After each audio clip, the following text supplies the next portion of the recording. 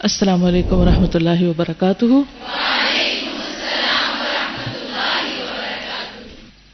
نحمده ونصلي على رسوله الكريم اما بعد فاعوذ بالله من الشيطان الرجيم بسم الله الرحمن الرحيم رب اشرح لي صدري ويسر لي امري واحلل عقدة من لساني يفقهوا قولي۔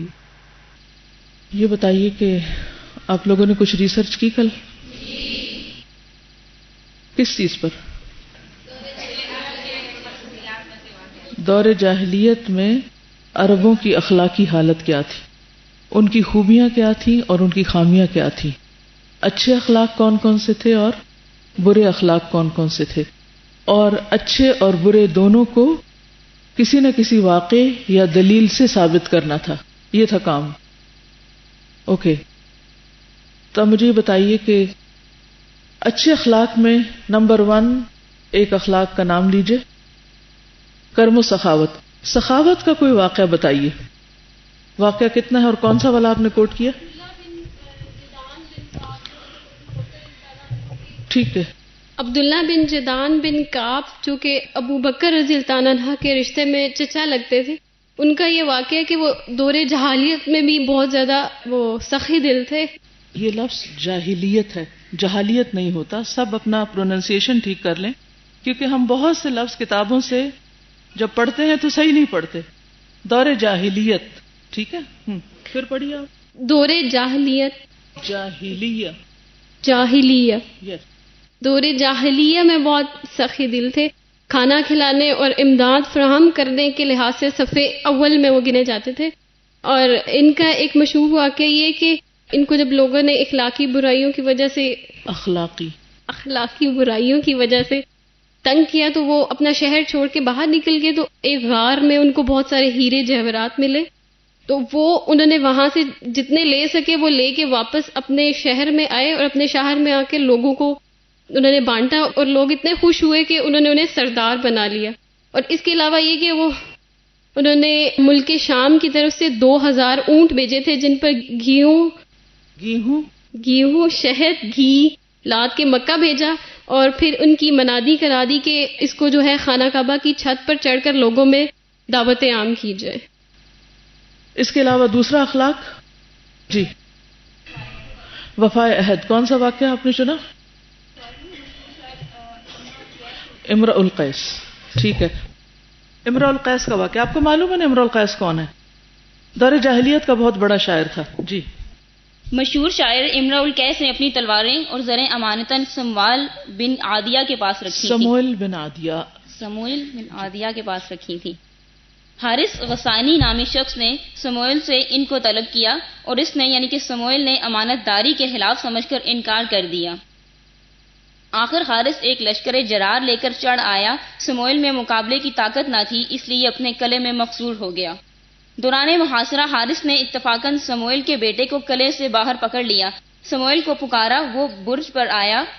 اس نے کہا، اگر تم امرؤ القیس کی امانت میرے حوالے کر دو تو میں تمہارے بیٹے کو چھوڑ دوں گا، ورنہ قتل کر دوں گا۔ اس نے بیٹے کے قتل ہو جانا گوارا کیا، لیکن بدعہدی ناجائز رکھی۔ شابش، گڈ۔ اس واقعے سے کیا پتہ چلتا ہے کہ عربوں کے اندر کس قسم کی عہد کی پابندی یا امانت داری تھی دور جاہلیت میں بھی؟ جی، انہی بیٹے کی جان دینا گوارا کر لی لیکن اپنا عہد نہیں توڑا۔ لیکن اس سے آپ اندازہ لگائیے کہ جب نبی صلی اللہ علیہ وسلم کو سب سے زیادہ امانت دار کہا گیا تو اس کا پھر کیا معنی ہوگا؟ اس کے علاوہ کوئی اور اچھا اخلاق؟ جی، شجاع نہیں ہوتا، شجاعت اور بہادری۔ اوکے، اب سر زبیان ناٹ دیبان۔ وہ حد سے زیادہ بہادر تھے، خطرات سے بے خوف تھے اور لڑائی کو کھیل کود سے زیادہ وقت نہ دیتے۔ مثلاً ابس اور زبیان کی لڑائی کا واقعہ، جس میں ہوا یوں کہ دونوں قبیلوں کے 2 گھوڑے داجس اور غبرا کا باہمی مقابلہ تھا۔ اس میں ایک فریق کے گھوڑے نے قواعد کی خلاف ورزی کی اور لڑائی ہو گئی، اور یہ لڑائی پورے 40 برس تک رہی۔ یہی وہ جذبہ تھا جس کی ذرا سی اصلاح سے جہاد کا شدید شوق ان میں بیدار ہوا، اور وہ دنیا کی اقوام اور سلطنتوں کے مقابلے میں تنے تنہا کھڑے ہو گئے۔ یہ جو جہاں تک جنگوں کی بات ہے تو یہ تو خیر بڑی بات ہے ابس اور زبیان کے، اتنی چھوٹی چھوٹی بات پہ لڑائی شروع ہو جاتی تھی کہ اگر کوئی ایک قبیلہ کہتا کہ ہمارے درخت سے چڑیا اڑ کر تمہارے پہ کیوں گئی، تو اس پہ بھی لڑ پڑتے تھے، اور لڑائی بھی کرتے اور ساتھ سخاوت بھی کر رہے ہوتے تھے. مثلاً تبان جو ایک یمنی تھا، اس کے بیٹے کو اہل یثرب نے مار دیا تھا. تو اہل یثرب نے مقابلہ کیا، دن بھر لڑائی کرتے، رات کو کھانا بھجواتے کہ یہ مسافر ہیں، دور سے آئے ہیں، انہیں بھوک لگی ہوگی. لڑنا الگ کام ہے لیکن اخلاق اپنی جگہ ہے. جی آپ کے پاس کیا واقعہ؟ بولیے. وعلیکم. مجھے یہ ضرور بتائیے گا کہ یہ وہی سنت ہے جس کا جی قصی کے دونوں بچے جو عبد مناف اور عبد الدار تھے، وہ جو اس کا لیسن ہے. I want you to tell me if that really is the reason. Okay. Qusay کی ڈیتھ کے بعد اور حلف الفضول کے درمیان میں قصی کے دونوں بیٹے جو ابو المناف اینڈ عبد الدار کے درمیان میں there was going to be a war. And the allies of Abu Manaf, they agreed not to betray him. And Abu Manaf brought a bowl of scent. Bowl of what? Scent. What is scent? Perfume. Perfume. Yes. Scent. Scent. Yes. Okay. And they dipped their hands, all of them, in it, and then they rubbed their hands on the Kaaba. Yes. And solemnized the oath. So any one of us who's gone to the Haram Kaaba and put to the perfume. Qibla, and you have that particular beautiful smell. So is it the same thing that continues? بہت ساری روایات اسی طرح چلی ہیں، جیسے کعبہ کے اوپر پردہ ڈالنے کی اور کعبہ کو دھونے کی اور کعبہ کو خوشبو لگانے کی، یہ دور جاہلیت میں ہی شروع ہوئی تھی. Maybe I am not sure but they started at that time. مختلف طریقوں سے یہ عہد کیا کرتے تھے، اور اس میں خوشبو میں ہاتھ ڈال کر عہد کرنے کا مطلب یہ تھا کہ آئندہ ہم آپس میں ایک دوسرے کے ساتھ اتفاق اور اتحاد سے رہیں گے. ہوا یہ تھا کہ قصی جو تھا وہ تو اس میں بہت زبردست لیڈرشپ کوالٹیز تھی. اس کا جو بیٹا عبد مناف تھا اس کے اندر باپ کی بہت شباہت تھی، لیکن باپ نے دوسرے بیٹے کو جو نسبتاً کم کوالٹیز رکھتا تھا کچھ عہدے زیادہ دے دیے تھے. تو آبویسلی دونوں کے درمیان ایک چپکلش ہوئی، لیکن بعد میں انہوں نے آپس میں سیٹ کر لیا معاملہ. جی. اور حاتم تائی کی فیاضی نام تو سب نے سن رکھا، چلیے آئیے کوئی قصہ سنا دیجیے.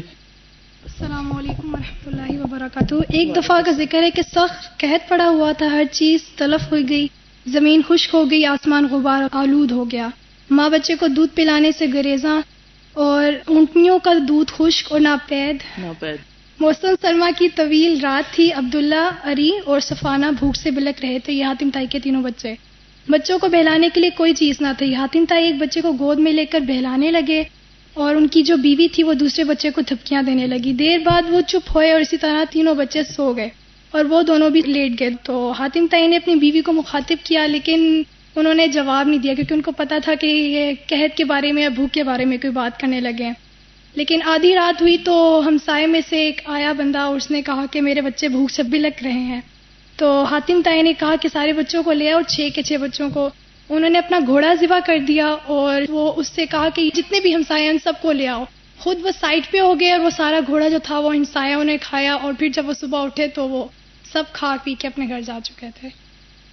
جی آپ ذہانت میں ہند کا واقعہ جی سنائیے. ابو سفیان کی بیوی ہند جو تھی اس نے حضور صلی اللہ علیہ وسلم سے کچھ جو بات چیت کی تھی وہ بہت دلچسپ ہے.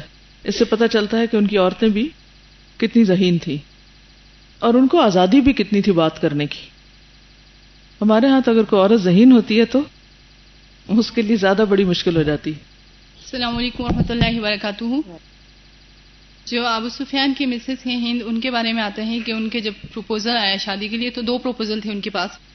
ایک ابو سفیان کا تھا اور ایک دوسرے شخص کا. ان کے فادر نے جو دوسرا شخص تھا اس کے لیے کہا کہ وہ بہت ہی محبت کرنے والا اور شاعر اور اس طرح کا ہے، اور ابو سفیان کے لیے کہا کہ وہ تو غصے اور غیرت والے ہیں.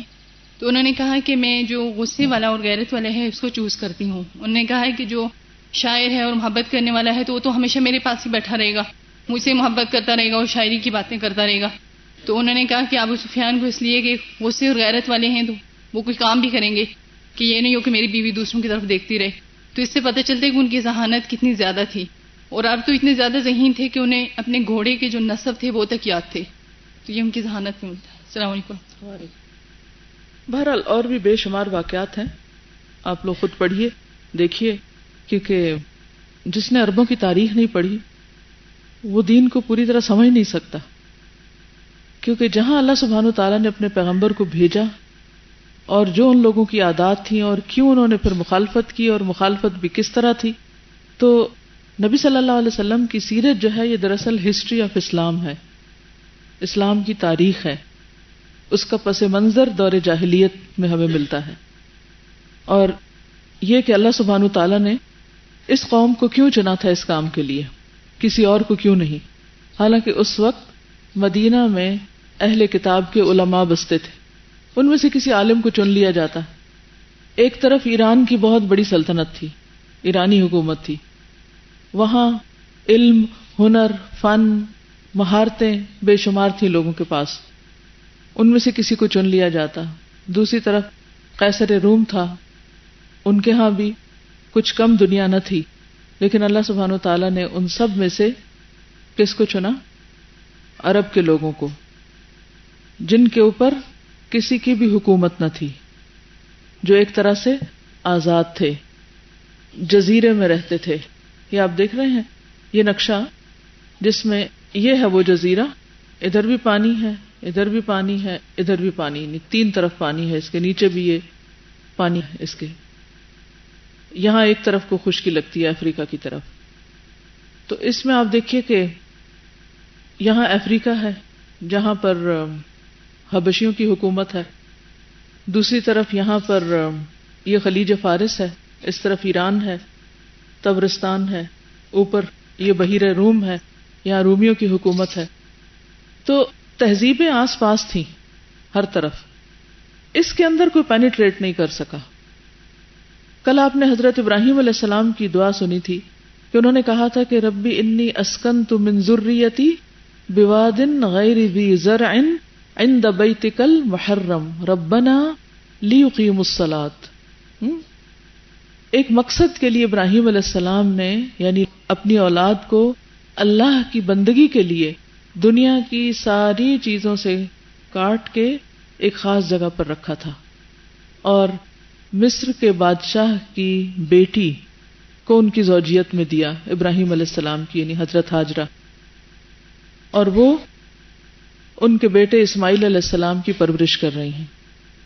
ایک پڑھی لکھی اور سمجھدار خاتون ہے جس کے صبر کا اندازہ آپ اس سے لگائیں کہ جب ان کے پاس کچھ بھی نہیں تھا تو انہوں نے رونا دھونا نہیں کیا، کوشش کی، اسٹرگل کی، صفا مروہ کے درمیان دوڑی اور پانی کی تلاش کی، اور کوئی شکوہ اپنے شوہر سے نہیں کیا کہ میں تو محلات کی رہنے والی ہوں، مصر جیسے زرخیز علاقے سے آئی ہوں، نیل کے کنارے بستی تھی، مجھے کہاں یہاں لا رکھا. نیل کا پانی آپ کو معلوم ہے نا کہ زمین پہ پائے جانے والے پانیوں میں سب سے بہتر ہے، لیکن اللہ سبحانہ وتعالیٰ نے اس عورت کو کس قسم کا عوض دیا.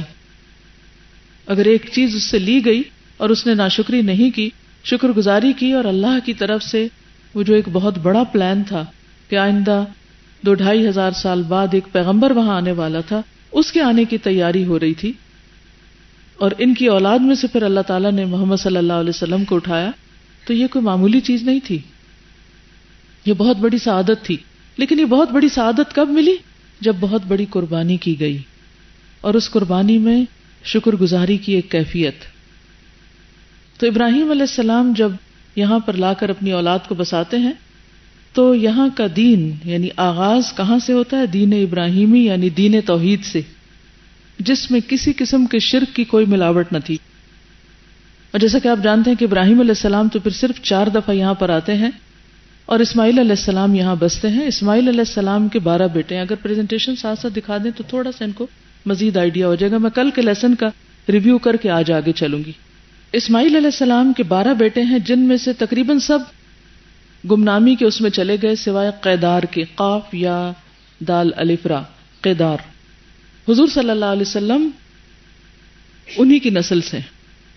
کل بیچ میں سے کچھ حصے میں نے تفصیل کے ڈر سے چھوڑ دیے تھے، تو مختصراً یہاں آپ دیکھیں گے اور کچھ آج جو ہم آپ کا نسب نامہ پڑھیں گے اس میں ان کو بھی منشن کر دیا جائے گا.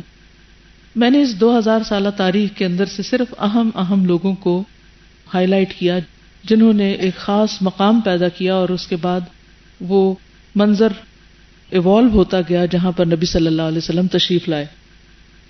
یہ آپ دیکھیے تھوڑا سا اس میں آپ دیکھیے اوپر عرب اقوام لکھا ہوا ہے, عرب بائدہ, عاد, سمود, عمالقہ وغیرہ رائٹ سائڈ پہ. یہ قحطانی عرب ہیں. دوسری طرف عرب عاربہ جس میں کہلان اور حمیر, اور پھر کہلان کے آگے اولادوں میں سے اوس اور خزرج ہیں. آپ کو معلوم ہے کہ جب بند ٹوٹا تھا تو یہ لوگ سب بکھر گئے تھے اور کچھ لوگ مدینہ میں اور کچھ مختلف علاقوں میں عرب کے جا بسے تھے. پھر اس کے بعد عرب مستعربہ یعنی جو عرب بنے خود عرب نہیں تھے, ان کی اولاد میں سے یعنی ان کا آغاز اسماعیل علیہ السلام سے ہوتا ہے. ان کو عدنانی عرب کہا جاتا ہے کیونکہ اسماعیل علیہ السلام کی اولاد میں سے قیدار کے بعد جو اہم انسان ملتا ہے وہ عدنان ہے جس سے پھر آگے نسل چلتی ہے. پھر آپ دیکھ رہے ہیں حضرت ابراہیم علیہ السلام کی ہجرت اور سے حران سے فلسطین, وہاں سے مصر, پھر فلسطین, اسماعیل علیہ السلام کی پیدائش اور وہاں سے ہجرت کر کے حجاز اور مکہ, یہاں تعمیر کعبہ ہوتی ہے. اور پھر نیچے آپ دیکھ رہے ہیں کعبہ کے نیچے قیدار کا نام لکھا ہوا ہے. قیدار جو تھا اس نے مکہ میں سکونت اختیار کی, جبکہ باقی لوگ جو تھے ان کا نہیں پتہ چلتا کہ وہ مکہ میں رہے یا آس پاس کے علاقوں میں بکھر گئے. مکہ میں پھر ان کی اولاد میں سے عدنان تھے, عدنان سے معد, پھر ان سے نزار کے آگے کئی بچے ہیں, ان میں سے ایک مزر ہے, مزر اہم ہے. مزر کی اولاد میں سے الیاس ہے, رائٹ سائڈ پہ آپ نیچے کو آ جائیے. الیاس کے پھر کئی بچے ہیں جن میں سے کنانہ خاص طور پر مشہور ہوئے. کنانہ میں سے پھر فہر ہیں جن کو قریش کہا جاتا ہے. قریش کے آپ دیکھیے آگے کتنے پھر بچے ہیں یا ان کے قبیلے, جن میں سے ایک قصی ہیں جن کا ذکر کل ہم نے تفصیل سے پڑھا تھا. قصی سے پھر آگے آپ دیکھ رہے ہیں ان کے کئی بچے ہیں جن میں سے عبد الدار اور عبد مناف دو اہم ہیں. عبد مناف کی اولاد میں سے پھر ہاشم ہیں. آج انشاءاللہ میں ہاشم سے آگے پھر تفصیل بتاؤں گی. اور پھر عبد المطلب اور عبداللہ اور محمد صلی اللہ علیہ وسلم. اوپر وہ ابراہیم علیہ السلام ہے اور یہاں دوسرے اینڈ پر محمد صلی اللہ علیہ وسلم ہے. بیچ میں یہ سارے لوگ آتے جاتے رہے ہیں, لیکن سوچنے کی بات یہ ہے کہ ابراہیم علیہ السلام, اسماعیل علیہ السلام, ہاجرہ رضی اللہ تعالی عنہا, اور پھر خاص طور پر محمد صلی اللہ علیہ وسلم, اور پھر بیچ میں بھی جو اہم شخصیات ہیں, ان سب کی اہمیت کس بنا پر ہے؟ ان سب کے اندر ایک خاص کوالٹی ہے اگر آپ دیکھیں تو, جن کی بنا پر اللہ نے ان کو چنا ہے. لوگ تو ہزاروں لاکھوں کی تعداد میں ان بٹوین آئے ہیں, لیکن جن کو چنا گیا ان کی کوالٹیز کیا تھیں. اس کو آگے ذرا جھلک دکھا دیجئے, حران دکھانا چاہ رہے تھے. یہ آپ دیکھ رہے ہیں تینوں طرف پانی جزیرۃ العرب کے. یہ یمن ہے نیچے, کیونکہ آج یمن کا ذکر بہت دفعہ آئے گا تو آپ کو پتا ہونا چاہیے کہ مکہ, وہ سامنے مکہ جدہ کے پاس یہ یمن ہے. یہ صنعاء ہے, یہاں پر ایک کلیسا بنا تھا جس کے بعد وہ فیل کا واقعہ پیش آیا. ٹھیک ہے, یہ یہاں سے تھوڑا سا پار کرتے ہیں تو ادھر ایتھیوپیا ہے جہاں آپ کی انگلی اس وقت, یہ حبشہ ہے. تو حبشیوں نے کئی دفعہ یمن پر, صنعاء پر, ان علاقوں پر حکومت کی ہے. اس کا ذکر بار بار اب آئے گا تو آپ کو پتا ہونا چاہیے کہ کون کدھر سے آ رہا ہے. پھر اس کے بعد آپ دیکھیے کہ یہ اوپر چلے آئیے تو یہاں مکہ ہے, یہ مکہ ہے. ٹھیک ہے, تو جب وہ ہاتھیوں کا لشکر آیا تھا نا تو یہ صنعاء سے چل کر ادھر اوپر مکہ کی طرف آیا تھا. نیچے طائف ہے ساتھ ہی, آپ دیکھ رہے ہیں گولدارہ وہیں اسی کے ساتھ. ٹھیک ہے, اور پھر آگے جا کے مدینہ ہے اوپر, یہ مدینہ ہے.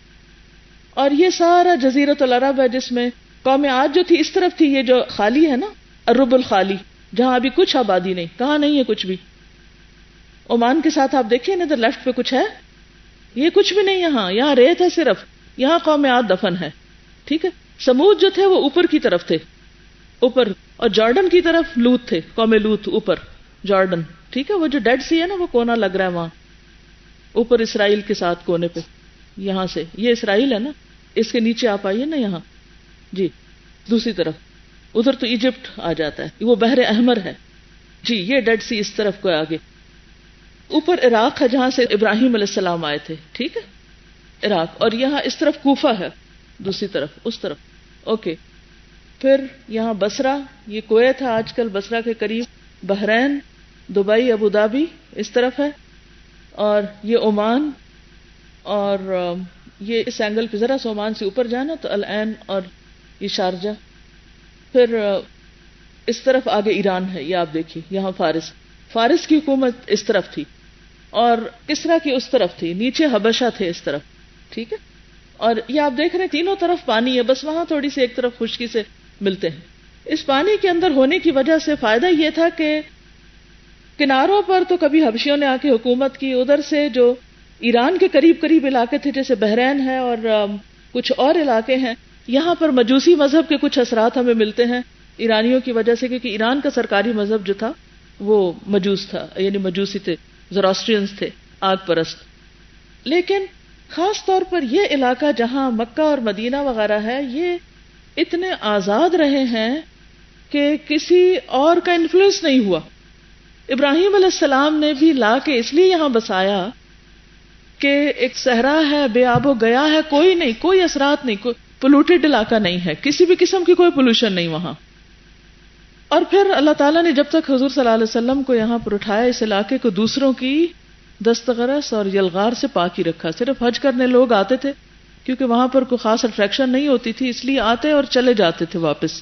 تو صرف لوکل کچھ ٹرائبز جو تھے وہ رہتے تھے، جن میں سے خاص طور پر قریش.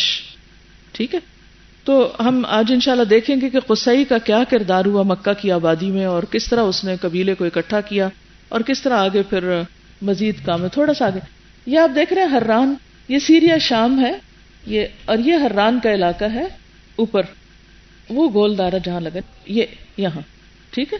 اور اس میں آگے ادنا ہے، یہ ٹرکی ہے. میں نے یہ سارا بائی روڈ سفر کیا، یہاں سے یہ حران اور پھر سیریا اور حلب اور آگے ڈماسکس اور پھر جارڈن، ان سارے علاقوں کو دیکھنے کا اتفاق ہوا ہے. اور مقصد بھی یہی تھا کہ قرآن پاک کو اچھی طرح سمجھا جائے کہ جن جن علاقوں کا ذکر آتا ہے خاص طور پر قرآن پاک میں، ان کو اپنی آنکھوں سے دیکھا جائے تو وہ ایک فیلنگ اور طرح ہوتی ہے نا، ایک سمجھ بھی اور طرح آتی. تو اگر انسان جان نہ سکے تو نقشہ ضرور جاننا چاہیے کہ کون سی چیز کہاں واقع ہے، کہاں کی بات ہو رہی، کیونکہ ورنہ تو ہوا میں باتیں ہوتی رہی. میں کہوں گی کہ وہ یمن سے ہاتھیوں کا ایک لشکر ہے تو آپ کہیں گے یمن کہاں ہے، تو وہ نیچے کی طرف ہے، ٹھیک ہے. اور پھر ایران کے بعد آگے پاکستان لگتا ہے اور ہم اس طرف کو آ جاتے ہیں، یعنی ہم مشرق کی طرف. ہم باقاعدہ شروع کرتے ہیں آج کا لیسن. یا ایھا النبی انا ارسلناک شاہدا ومبشرا ونذیرا وداعیا الی اللہ بإذنہ وسراجا منیرا وبشر المؤمنین بأن لهم من اللہ فضلا کبیرا. سنیے آیت کیا وبشر، تو پھر خوش کیوں نہیں ہوتے؟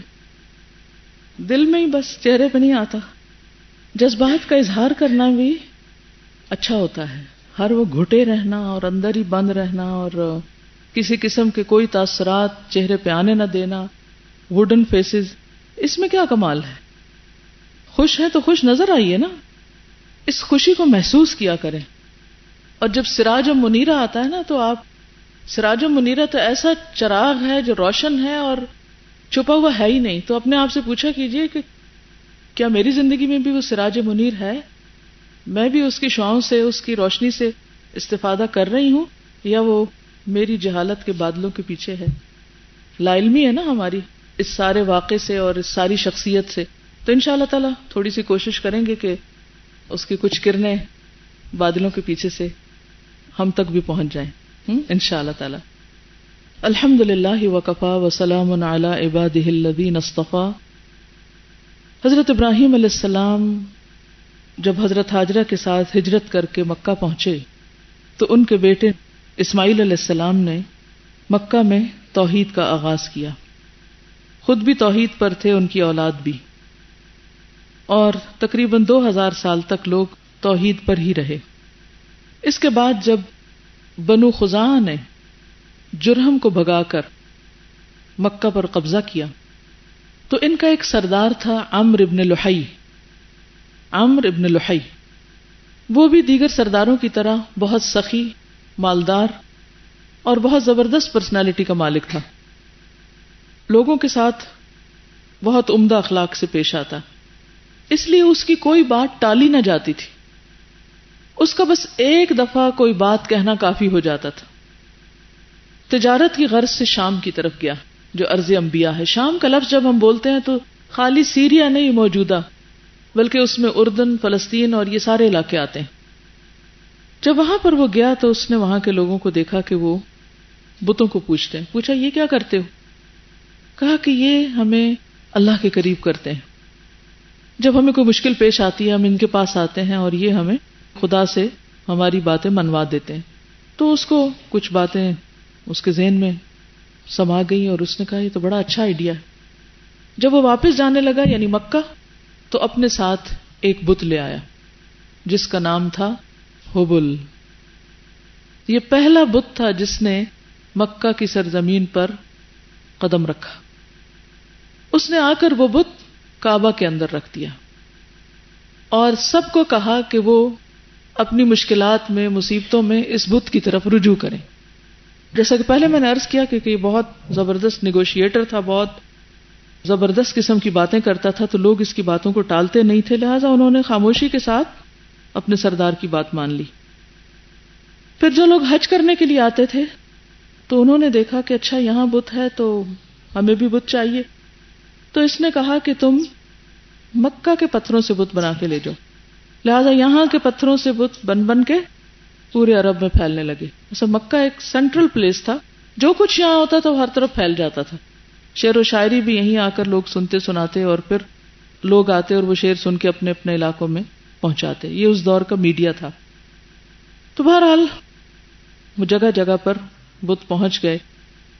پھر اسے یہ پتا چلا کہ جدہ میں نوح علیہ السلام کے زمانے کے کچھ بت دفن ہیں، ود اور سوا اور نصر اور یغوث اور یعوق.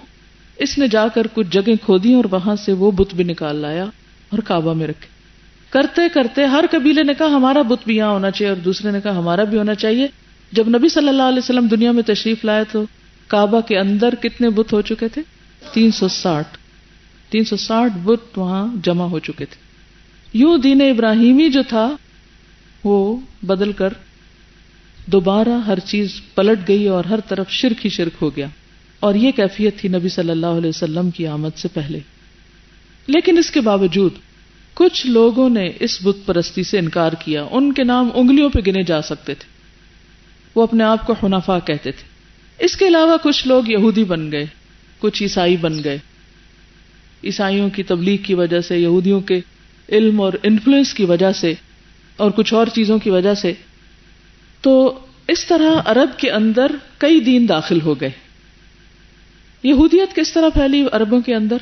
آپ کو معلوم ہے کہ بخت نصر نے مسجد میں گھس کر تورات کو جلا دیا، مسجد ڈھا دی اور وہاں کے رہنے والے یہودیوں کو فلسطین سے نکال کر تتر بتر کر دیا، غلام بنا لیا، اسیر بنا لیا.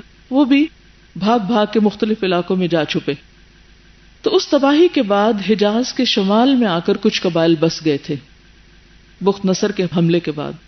اس کے بعد 70 عیسوی میں ٹیٹس نے دوبارہ حملہ کیا تھا فلسطین میں، مسجد پر اور ہیکل پر یعنی بیت المقدس پر. پھر دوبارہ وہی ہوا اور وہاں سے لوگ بھاگ کر مختلف علاقوں میں پھیلے. کچھ قبائل یثرب، خیبر اور تیماء کے علاقے میں آ کر بس گئے. یثرب میں بسنے والے مشہور قبائل کون سے تھے؟ بنو قینقاع، بنو نذیر، قریظہ، بنو نذیر، بنو قریظہ، بنو قینقاع. یہ مشہور قبائل تھے جو مدینہ میں آ کے بس گئے تھے. اور انہیں یہ پتا تھا کہ یہ نبی صلی اللہ علیہ وسلم کی ہجرت کی جگہ ہے، کیونکہ ان کی کتابوں میں بہت سی علامات لکھی ہوئی تھی اور یہ سمجھتے تھے کہ شاید وہ نبی ہم میں سے ہو. ان کو بہت اس بات کا انتظار تھا. یہ نہیں چاہتے تھے کہ بنی اسماعیل میں سے ہو. بہرحال اتفاق یہ ہوا کہ یمن کا ایک حاکم تھا جس کو تجارت اور سیاحت کا بہت شوق تھا. اس کا نام تھا اسد تبان ابو کرب. تو یہ جو تبان تھا یہ تجارت کی غرض سے شام گیا. شام کا علاقہ تجارت کے لیے اور پھر دوسری طرف یمن کا علاقہ عربوں کے لیے تجارت کے لیے بہت مشہور تھا. اور پھر شامی یمن جاتے، یمن سے شام. لیکن جاتے کہاں سے تھے؟ یہ روڈ یہی سے جاتی تھی، یعنی مکہ سے گزر کر اور مدینہ سے گزر کر. تو یہ اسی وجہ سے مکہ جو تھا وہ تجارت کا مرکز بھی بنا اور پھر مختلف دونوں طرف سے آنے والے تاجر یہاں جمع ہوتے تھے خصوصاً حج کے موقع پر، اور سال بھر مکہ کے لوگ دونوں طرف پھیل جاتے سردیوں میں رحلۃ الشتاء والصیف، سردیوں میں یمن کی طرف جاتے کیونکہ وہ ذرا گرم علاقہ تھا، اور گرمیوں میں شام کی طرف جاتے جو کہ نسبتاً ٹھنڈا علاقہ تھا۔ تو بہرحال یمن کا حاکم جو تھا تبان سیاحت کی غرض سے یثرب سے ہوتا ہوا شام کی طرف گیا۔ جاتے وقت اس کو یثرب کا علاقہ کچھ پسند آیا تو اپنے بیٹے کو وہاں چھوڑ گیا کچھ بزنس ڈیل کے لیے۔ ابھی یہ شام میں تھا کہ اس دوران اسے معلوم ہوا کہ اس کے بیٹے کا اختلاف لوکلز کے ساتھ ہوا ہے اور انہوں نے اس کو مار ڈالا ہے۔ اس نے سب تجارت چھوڑی، سب کچھ چھوڑا اور آ گیا ان کے پیچھے ان سے بدلہ لینے کے لیے، اور پھر ان کے ساتھ اس نے جنگ کی۔ اتنے میں اس کا یعنی تبان کا جو انٹریکشن تھا وہ یہودی علماء کے ساتھ ہوا۔ بنو قریظہ کے 2 عالم تھے، تو ان سے اس نے کچھ مشورہ کیا کہ مجھے کیا کرنا چاہیے، کیونکہ میں نے اتنا حملہ کیا ہے، میں چاہتا یہ ہوں کہ یثرب کو ختم کر دوں، لیکن یہ میرے بس کی بات نظر نہیں آتی۔ تو انہوں نے کہا یہ پاسبل ہی نہیں، تم اس کو چھوڑ دو، کیونکہ یہ مہجر النبی ہے صلی اللہ علیہ وسلم، یہاں اللہ کے نبی نے آ کے بسنا ہے، رہنا ہے، اس لیے تم اس علاقے کو نقصان نہیں دے سکتے۔ بہرحال وہ ان سے بہت امپریس ہوا، ان کے مشورے کو قبول کیا اور واپسی کا سفر اختیار کیا۔ جب واپس جا رہا تھا تو اس نے ان علماء کو اپنے ساتھ لے لیا۔ ان علماء کے اثر و رسوخ کی وجہ سے یہ خود بھی یہودی بن گیا، یمن کا بادشاہ، اور اس کے علاقے میں بھی یہودیت پھیل گئی، یعنی مدینہ کے علاوہ یمن کے علاقے میں بہت سے لوگ یہودی ہو گئے۔ اس کے علاوہ یہ بھی پتہ چلتا ہے کہ راستے میں مکہ میں اس کا ٹھہراؤ ہوا، وہاں بھی مکہ والوں کے ساتھ کوئی اس کی انبن ہوئی اور اس نے ان کے ساتھ بھی کچھ برا کرنے کا ارادہ کیا۔ تو انہی علماء نے اس سے کہا کہ یہاں اللہ کا گھر ہے، اس کو تم نقصان نہیں دے سکتے، کیونکہ اسے پتہ چلا تھا کہ یہاں ایک کنواں ہے، کنویں میں بہت کچھ مال و متاع دفن ہے، سونے کی چیزیں ہیں اور اس طرح کی بہت سی چیزیں ہیں، جو اشارہ تھا زمزم کے کنویں کی طرف، کیونکہ یہ اصل میں یمنی تھا، جرہم بھی یمن سے آئے تھے، تو وہ روایات اس کو پتہ تھی۔ تو اس نے کہا کہ میں ذرا وہ سونا شونا نکال کے لے جاؤں، کہا یہ پاسبل نہیں ہے، چھوڑ دو اس بات کو۔ خیر بہرحال وہ اس نے کہا تو پھر مجھے کیا کرنا چاہیے؟ کہا کہ تم یہاں اس گھر کا طواف کرو۔ کہا تم کیوں نہیں کرتے؟ کہا نہیں، یہاں بت رکھے گئے ہیں اور ہمیں بتوں کی عبادت منع ہے، لہٰذا ہم تو نہیں کریں گے، مگر تم یہاں پر طواف کرو۔ بہرحال اس نے طواف وغیرہ کیا، سو رہا تھا تو رات کو اس کو خواب آئی کہ وہ اس گھر کو کپڑا پہنا رہا ہے، یعنی اس کے اوپر کسوہ ڈال رہا ہے۔ تو پہلا کسوہ جو تھا وہ اسی نے ڈالا تھا، پھر اس کے بعد ہر سال وہ کپڑا ڈالتا رہا، حتیٰ کہ اتنے کپڑے ڈال دیے کہ پہلا اترتا نہیں تھا اور آ جاتا تھا اور آ جاتا تھا، کہ یوں لگا کہ جیسے کعبے کی دیواریں گر جائیں گی۔ تو پھر اس کے بعد قصی کا دور آ جاتا ہے اور حالات کچھ مزید بدل جاتے ہیں۔ اب ہوا یہ کہ جب تبان فوت ہوا تو اس کا بیٹا جس کا نام ذو نواس تھا وہ اس کا جانشین بنا۔ باپ چونکہ بہت ایک اسٹرانگ قسم کا حکمران تھا تو بیٹے کے حصے میں وہ بھی آئی، اور بیٹا خود بھی کافی اسٹرانگ قسم کا رولر تھا۔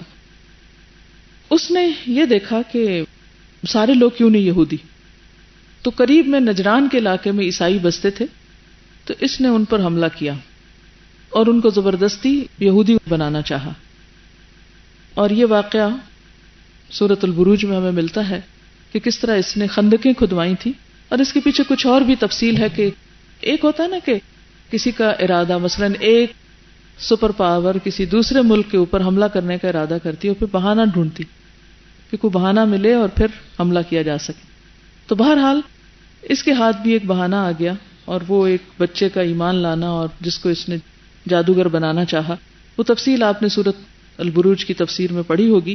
بہرحال تو ہوا یہ کہ اس نے جب نجران کے اوپر حملہ کیا اور 20 سے 40 ہزار لوگوں کو خندقیں کھدوا کر آگ بھروا کر اس کے اندر پھینک دیا، اور یہ بالکل درست واقعہ صحیح بخاری میں تفصیل اس کی ملتی ہے کہ اتنی کثرت کے ساتھ کسی قوم کو ایسی سزا دی گئی ہو۔ اس میں اس چھوٹے بچے کا واقعہ بھی ملتا ہے کہ جس کی ماں ذرا آگ میں کودتے وقت ٹھٹکی تھی تو اس نے ماں سے کہا کہ تم حق پر ہو اور تم ڈرو نہیں اور تم کود جاؤ، اور وہ اس بچے کی وجہ سے بھی تھوڑی سی رکی تھی کہ میں اس معصوم بچے کو لے کر آگ میں جاؤں گی۔ اس سارے واقعے کا ذکر سورۃ البروج میں ہے، سورۃ البروج سن کر واقعے کو تازہ کر لیجئے. بسم اللہ الرحمن الرحیم والسماء ذات البروج واليوم الموعود وشاهد ومشهود قتل أصحاب الأخدود النار ذات الوقود إذ هم عليها قعود وهم على ما يفعلون بالمؤمنين شهود وما نقموا منهم إلا أن يؤمنوا بالله العزيز الحميد الذي له ملك السماوات والأرض والله على كل شيء شهيد إن الذين فتنوا المؤمنين والمؤمنات ثم لم يتوبوا فلهم عذاب جهنم ولهم عذاب الحريق إن الذين آمنوا وعملوا الصالحات لهم جنات تجري من تحتها الأنهار ذلك الفوز الكبير إن بطش ربك لشديد إنه هو يبدئ ويعيد وهو الغفور الودود ذو العرش المجيد فعال لما يريد هل أتاك حديث الجنود فرعون وثمود بل الذين كفروا في تكذيب والله من ورائهم محيط بل هو قرآن مجيد في لوح محفوظ. کتنا زبردست میسج ہے. اگر آج کے حالات کے کانٹیکسٹ میں اس سورت کو آپ سنیں اور پڑھیں تو ہر چیز کا جواب موجود ہے. یہ پہلی بار نہیں ہوا تھا کہ اتنے بڑے پیمانے پر لوگوں کو صرف اس بنا پر کہ وہ ایمان لائے ان کو آگ میں پھینک دیا گیا. اس کے علاوہ ان کا کوئی قصور نہ تھا. اور آپ کو معلوم ہے نا کہ اس دور کے اہل ایمان نصارہ ہی تھے اور ان کو صرف اس بنا پہ مارا جا رہا ہے کہ وہ یہودی کیوں نہیں بن رہے اور ان کو ختم کر دیا گیا. لیکن اللہ سبحانہ و تعالیٰ کیا فرماتے ہیں کہ فرعون بھی گزرا، سمود بھی گزرے، دنیا میں بڑے بڑے ٹائرنٹس گزرے، لیکن ان سب کو اللہ نے سمیٹ لیا. اور جو بھی اس قرآن کو مٹانے کی کوشش کرے گا اور جو بھی صرف ایمان کی وجہ سے کسی سے دشمنی رکھے گا وہ یہ نہ سمجھے کہ وہ اللہ کے مقابلے میں کامیاب ہو گیا. اس لیے ایمان کے راستے میں کبھی بھی کسی طرح کا کوئی امتحان ہو تو اس پر انسان ثابت قدم رہے. دنیا بہت جلد ختم ہو جانے والی. ایک چیز جو انسان کی نجات کے لیے ضروری ہے وہ اس کا ایمان ہے. اسے قربان نہ کرے کہ دنیا میں بچاؤ کے لیے کسی کی پناہ لے یا اپنے دین کو قربان کر کے یا ایمان کو قربان کر کے انسان دنیا میں امن سے رہے. یہ ممکن نہیں. یہ ممکن نہیں کہ پھر اس بنا پر انسان ہمیشہ کے لیے امن حاصل کر سکے، کیونکہ بالآخر اسے جانا اپنے رب ہی کے پاس ہے. قرآن پاک میں جب ہم یہ سورت پڑھتے ہیں، تفسیر پڑھتے ہیں، یہ پتہ نہیں چلتا کہ یہ واقعہ پیش کب آیا تھا اور کہاں ہوا تھا، تاریخ کے کس حصے میں. تھوڑا سا یہاں یہ بتاتی چلوں کہ یہودیت تو بخت نصر اور ٹیٹس کے حملے کے بعد پھیلی تھی جزیرۃ العرب میں، لیکن عیسائیت جو تھی اس کی آمد کا سبب حبشی اور رومی فاتحین تھے. حبشہ کے لوگ بھی عیسائی تھے اور رومی بھی عیسائی تھے. آپ کو یاد ہوگا غلبت الروم فی ادنی الارض سورۃ الروم میں جو آتا ہے، تو رومی بیسیکلی کرسچنز تھے اور ادھر سے حبشی بھی. ان کے فاتحین جب کبھی جزیرۃ العرب کے کناروں پر جیسے شام وغیرہ کے علاقے میں اور اس طرف یمن وغیرہ کے علاقے میں جزیرۃ العرب میں داخل ہوئے، مکہ مدینہ تک نہیں پہنچے لیکن کناروں پہ رہے، تو وہاں پر عیسائیت پھیلی. اور عیسائیت جو تھی وہ تبلیغ کے ذریعے پھیلی تھی. مثلا یمن پر حبشیوں کا قبضہ جو تھا وہ 340 عیسوی میں ہوا، جو 378 تک باقی رہا. اس دوران مسیحی مشن کام کرتا رہا، تبلیغ کرتے رہے. ان میں سے خاص طور پر ایک شخص جس کا نام فیمیون بتایا جاتا ہے، جو مستجاب الدعوات تھا، بہت پائس شخص تھا، زاہد تھا، راہب تھا، جس کی دعائیں بھی قبول ہوتی اور جس کی کچھ کرامات بھی تھی. اس سے لوکل لوگ بہت متاثر ہوئے اور ہزاروں کی تعداد میں عیسائی بن گئے، جس کی وجہ سے نجران کے علاقے میں بہت بڑی تعداد میں عیسائی موجود تھے. اور پھر ذو نواس نے جب ان پر حملہ کیا اور ان کو ختم کیا تو ریاکشن ہوا کس کا؟ حبشیوں کا. تو ایتھیوپیا اہل حبشہ کے لوگوں نے دوبارہ پھر حملہ کیا ذو نواس پر، اور اس میں انہوں نے یمن پر قبضہ کر لیا. ٹھیک ہے، یعنی جس نے نجرانیوں پہ حملہ کر کے ان کو خندقوں میں ڈلوایا تھا وہ خود بھی نہ بچے، ان پر کہاں سے آفت آئی؟ پھر حبشیوں کی طرف سے. اور اس طرح پھر ایک طرح سے عیسائیت کو فروغ ہوا. یہ فروغ اس حد تک ہوا کہ یمن میں انہوں نے صنعاء کے علاقے میں، جو میں نے آپ کو شہر دکھایا تھا نا، وہاں ایک بہت بڑا کلیسا بنایا. کلیسا کس کو کہتے ہیں؟ چرچ کو. اور مقصد کیا تھا ان کا؟ مقصد یہ تھا کہ لوگ خانہ کعبہ جانے کی بجائے وہاں پر آیا کریں. یہ واقعہ آپ نے پڑھا ہوا نا. لیکن عربوں کو یہ بات بہت ناگوار تھی. ان میں سے ایک شخص وہاں پر گیا اور اس نے کلیسا میں غلاظت مل دی اپنی. اس پر ابرہہ کو بہت غصہ آیا اور اس نے کئی ہزار کا لشکر جس میں ہاتھی بھی تھے ان کو لے کر مکہ مکرمہ پر حملہ کا ارادہ کیا. پھر کیا ہوا تھا؟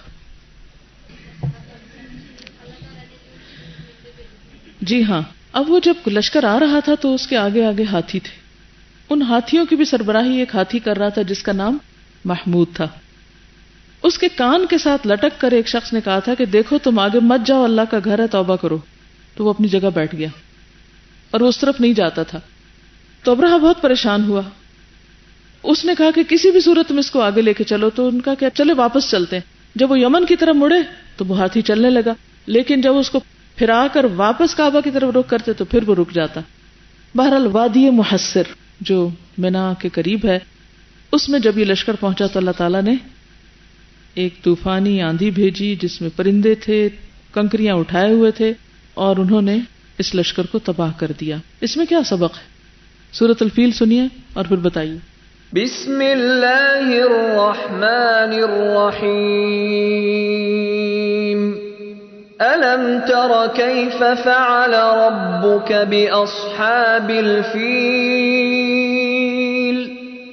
أَلَمْ يَجْعَلْ كَيْدَهُمْ فِي تَضْلِيلٍ وَأَرْسَلَ عَلَيْهِمْ طَيْرًا أَبَابِيلَ تَرْمِيهِمْ بِحِجَارَةٍ مِّن سِجِّيلٍ فَجَعَلَهُمْ كَعَصْفٍ مَأْكُولٍ.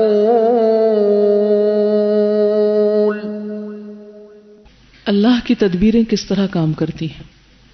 ہوا یہ تھا کہ جب یہ لشکر آ رہا تھا ہاتھیوں کا اور ایک لشکر جرار ابرہہ کا، تو مکہ میں تو رہنے والے بہت تھوڑے تھے، وہ تو دفاع نہیں کر سکتے تھے. انہوں نے اپنے رب کو پکارا. اس وقت مکہ کے سردار عبد المطلب تھے. عبد المطلب نے لوگوں کو جمع کیا اور کہا کہ پہاڑوں پہ چلے جاؤ اور استغفار کرو، اللہ سے معافی مانگو. استغفار اہم ہے. یہ اللہ کا گھر ہے، اس کا دفاع اللہ تعالیٰ خود کرے گا. اپنے بچاؤ کے لیے خود تم پہاڑوں پہ چڑھو کہ ہاتھی وہاں نہیں چڑھ سکتے. اتنے میں ابرہہ کے لشکر نے عبد المطلب کے 200 اونٹ جو تھے وہ پکڑ لیے. تو عبد المطلب اور ابرہہ کے درمیان نیگوشیشن ہوئی. اس نے کہا میرے اونٹ واپس کر دو. کہا میں نے سمجھا تو تم اتنے بڑے سردار ہو، کچھ اور بات کرنے کے لیے آؤ گے، تم نے تو بہت ہی گھٹیا سی بات کی کہ اپنے اونٹ مانگنے آئے ہو. اس نے کہا ہاں میرا سارا گزر بسر اپنے اونٹوں پر ہوتا ہے، مجھے اپنے اونٹ چاہیے، اور جس گھر کو ڈھانے کے لیے تم آ رہے وہ میرا نہیں، وہ اللہ کا ہے، وہ جس کا وہ خود ہی حفاظت کرے گا. اونٹ میرے ہیں، ان کی حفاظت میرا کام ہے، گھر اللہ کا ہے، اس کی حفاظت وہ خود کرے گا. اس نے اس کے اونٹ واپس کر دیے اور یہ لوگ سب پہاڑوں کی طرف چلے گئے اور اللہ سے دعائیں کرنے لگے. لشکر قریب آ کر رک گیا اور اتنے میں اللہ تعالیٰ نے ان کو ملیا میٹ کر دیا. فجعلہم کعصف مأکول. اس میں کیا سبق ہے ہمارے لیے آج کے دور کے اعتبار سے یا کسی بھی دور میں؟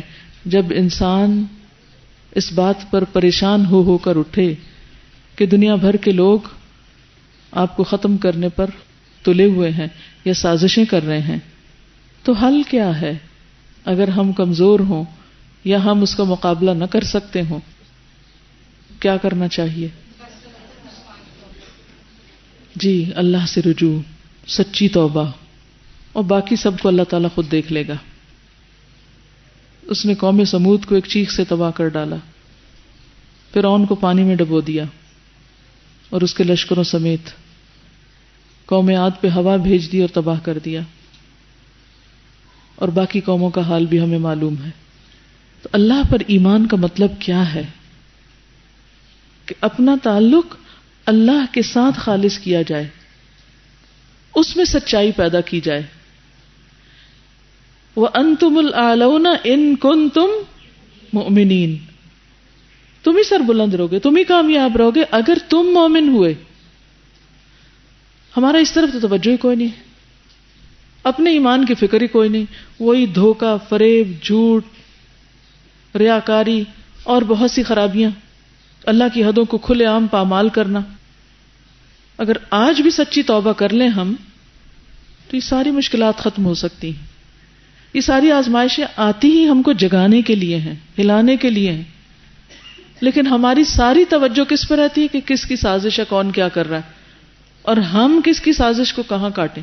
تو اللہ تعالیٰ فرماتے ہیں فَجَعَلَهُمْ كَعَصْفٍ مَأْكُولٍ، کس طرح؟ أَلَمْ يَجْعَلْ كَيْدَهُمْ فِي تَضْلِيلٍ۔ سورت دوبارہ سنیے۔ بسم اللہ الرحمن الرحیم۔ أَلَمْ تَرَ كَيْفَ فَعَلَ رَبُّكَ بِأَصْحَابِ الْفِيلِ أَلَمْ يَجْعَلْ كَيْدَهُمْ فِي تَضْلِيلٍ وَأَرْسَلَ عَلَيْهِمْ طَيْرًا أَبَابِيلَ تَرْمِيهِمْ بِحِجَارَةٍ مِّن سِجِّيلٍ فَجَعَلَهُمْ كَعَصْفٍ مَّأْكُولٍ۔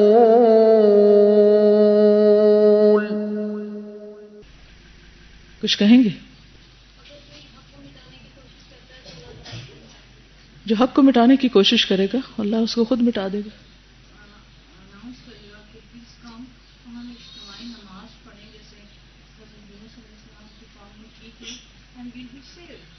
قوم یونس نے توبہ کی تھی تو ان کی توبہ اللہ نے قبول کر لی اور ان کو نجات دے دی۔ سوال یہ پیدا ہوتا ہے کہ ہم کیوں نہیں کرتے؟ ہمارے چاہے مذہبی لیڈر ہوں، سیاسی لیڈر ہوں، اس طرف کوئی بھی توجہ نہیں دلاتا کہ کرنے کا کام کیا ہے۔ اللہ کا تو وعدہ ہے جب تک اصلاح کرو گے تمہیں بچائے رکھوں گا، جب تک استغفار کرو گے عذاب نہیں دوں گا۔ دو ہی صورتیں ہیں۔ جی ہاں، اصلاح، جب تک ہڈن فتنہ ہو اصلاح، اور جب سر پہ کوئی بلا آ جائے تو پھر اس صورت میں پناہ۔ بہرحال یہ وہی مشہور سال تھا جس میں نبی صلی اللہ علیہ وسلم پیدا ہوئے۔ عربوں کے یہاں کوئی کیلنڈر نہیں تھا، کیلنڈر تو اسلام کے آنے کے بعد بنا ہے، حضرت عمر کے دور میں باقاعدہ کیلنڈر بنا ہے۔ تو وہ لوگ اسی سے یاد رکھتے تھے کہ کون سا کام کس مشہور واقعے کے کتنے سال پہلے ہوا اور کتنے سال بعد ہوا۔ تو نبی صلی اللہ علیہ وسلم اس واقعے کے تقریباً بعض روایت میں 50 دن اور بعض میں کچھ کم و بیش دن کے بعد پیدا ہوئے تھے۔ تو یہی وہ سال ہے جب آپ کی ولادت ہوئی تھی، عام الفیل کا سال۔ بہرحال توحید، شرک، یہودیت، عیسائیت کے علاوہ مجوسیت جو ایران کے قریبی علاقوں، ہمسایہ علاقوں میں تھی، ان کے اثر و رسوخ کی وجہ سے، کیونکہ ان لوگوں کے ساتھ ان کا لین دین ہوتا تھا، عراق عرب، بحرین، ہجر کے علاقے۔ اسی طرح کچھ لوگ سابی بھی تھے جو دراصل اپنے آپ کو دین ابراہیمی پہ کہتے، لیکن یہ کلدانی قوم کا مذہب تھا، اور عیسائیت کے پھیلنے کے ساتھ ساتھ یہ تقریباً ختم ہو گیا تھا۔ تو عربوں میں جب کوئی شخص اپنا دین چھوڑتا تھا تو کہتے تھے یہ سابی ہو گیا ہے۔ بعض نے کہا یہ یحییٰ علیہ السلام کے پیروکار ہیں، کئی ایک روایات ان کے بارے میں ملتی ہیں، لیکن ان تفصیلوں میں جانے کی ضرورت نہیں ہے۔ اسی طرح کچھ لوگ ایتھیسٹ بھی تھے وہاں پر، لیکن بہت چند گنے چنے. مکہ میں خاص طور پر میجورٹی مشرکین کی تھی. ٹھیک ہے، اب ہم کتاب شروع کرتے ہیں اور اس کے ساتھ ساتھ کچھ تفصیل انشاءاللہ بیان کروں گی. آپ سوچ رہے ہوں گے کہ بہت ساری کتابیں، اور جیسے کہ پہلے بھی ذکر کیا تھا کہ تقریباً 5 لاکھ کتابیں لکھی گئی ہیں، اور یہ تو صرف وہ عدد ہے جو گنتی میں آتا ہے. اس کے علاوہ بھی بہت کچھ نبی صلی اللہ علیہ وسلم کے بارے میں لکھا اور پڑھا گیا. تو ان میں سے اس کتاب کا انتخاب کیوں کیا گیا ہے؟ اس کتاب کے انتخاب کی بنیادی وجہ یہ ہے کہ یہ کتاب جامع اور مختصر ہونے کے علاوہ اوتھینٹک ہے. اس کتاب کی ہسٹری کچھ یوں ہے کہ 1979 میں 1979 میں رابطہ عالم اسلامی نے ایک سیرت نگاری پہ ایک مقابلہ کروایا تھا. دنیا بھر کے لوگوں کو دعوت دی تھی کہ وہ سیرت پر کتابیں لکھیں. تو ان میں سے ایک کتاب الرحیق المختوم جو اسی مصنف کی ہے، صفی الرحمن مبارک پوری، انڈیا سے یہ تعلق رکھتے ہیں. انہوں نے کتاب لکھی اور انہیں اول انعام شاہ فیصل ایوارڈ ملا. الرحیق المختوم تفصیلی کتاب ہے. اگر آپ اس کے ساتھ ساتھ اس کو پڑھیں تو آپ کو جو تشنگی یہاں معلوم ہوگی وہ وہاں سے پوری ہو جائے گی، کیونکہ وہ بھی اوتھینٹک کتاب ہے. بے شمار کتابوں میں سے وہ اس کو نمبر 1 ایوارڈ ملا تھا.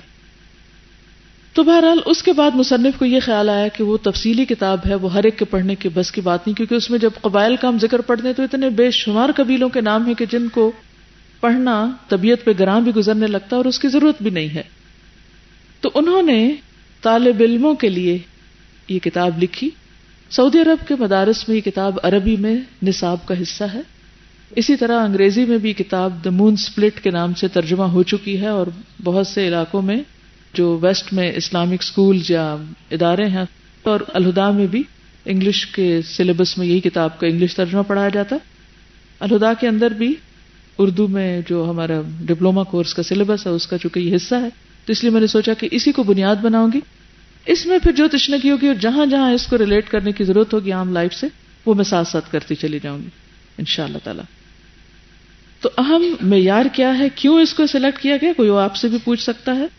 اس کی صحت واقعات، تخریج کے اعتبار سے اس کتاب کی اور کوئی مثل نہیں، اور خصوصاً تخریج اور ان سب چیزوں کے ساتھ ساتھ بہت جامع انداز میں لکھی ہوئی ہے. تو چلیے شروع کرتے ہیں. بسم اللہ الرحمن الرحیم. باب اول، پہلا باب، صفحہ نمبر 29.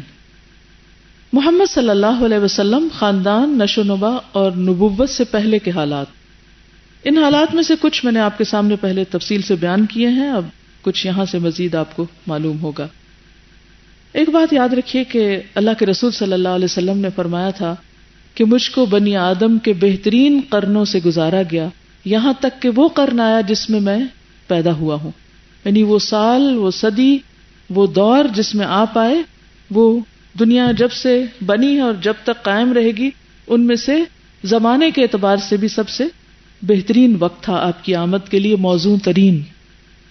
اسی طرح آپ نے یہ بھی فرمایا تھا کہ ان اللہ خلق الخلق فجعلنی فی خیر خلقہ، کہ اللہ نے ساری مخلوق کو پیدا کیا اور اس میں سے اپنی مخلوق کے بہترین حصے میں مجھے پیدا کیا. تو اس اعتبار سے آپ صلی اللہ علیہ وسلم نسب کے اعتبار سے سب سے زیادہ بلند ترین ہیں، اور کنبے اور خاندان کے اعتبار سے بھی بہت معزز ہیں. حدیث میں آتا ہے، واصلہ بن اسقا کی روایت ہے، سمعت رسول اللہ صلی اللہ علیہ وسلم یقول ان اللہ اصطفى کنانہ من ولد اسماعیل.